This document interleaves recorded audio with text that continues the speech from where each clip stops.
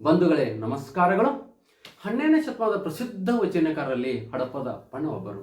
ಅಣ್ಣ ಬಸವಣ್ಣನವರ ಅತ್ಯಂತ ಆತ್ಮೀಯ ವಚನಕಾರರಲ್ಲಿ ಇವರು ಒಬ್ಬರು ಅಂತ ಹೇಳ್ಬೋದು.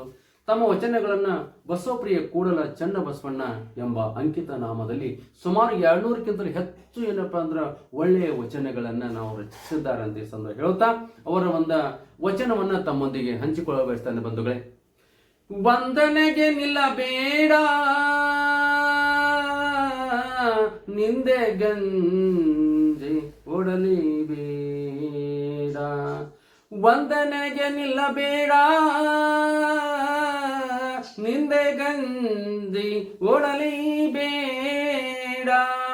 ಹಿಂದು ಮುಂದಲೇ ಆಡಲಿ ಬೇಡ, ಹಿಂದು ಮುಂದಲೇ ಆಡಲಿ ಬೇಡ. ಸಂದೇಹಗೊಳ್ಳಲಿ ಬೇಡ, ನೀ ಸಂದೇಹಗೊಳ್ಳಲಿ ಬೇಡ. ದ್ವಂದ್ವ ಬುದ್ಧಿಯ ಕಳೆದು ನಿಂದಿರೆ,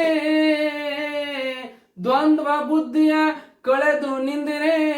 ಬಸವ ಪ್ರಿಯ ಕೂಡಲ ಚನ್ನ ಬಸವಣ್ಣ, ಬಸವ ಪ್ರಿಯ, ಬಸವ ಪ್ರಿಯ ಕೂಡಲ ಚನ್ನ ಬಸವಣ್ಣ, ಕೂಡಲ ಚನ್ನ ಬಸವಣ್ಣ.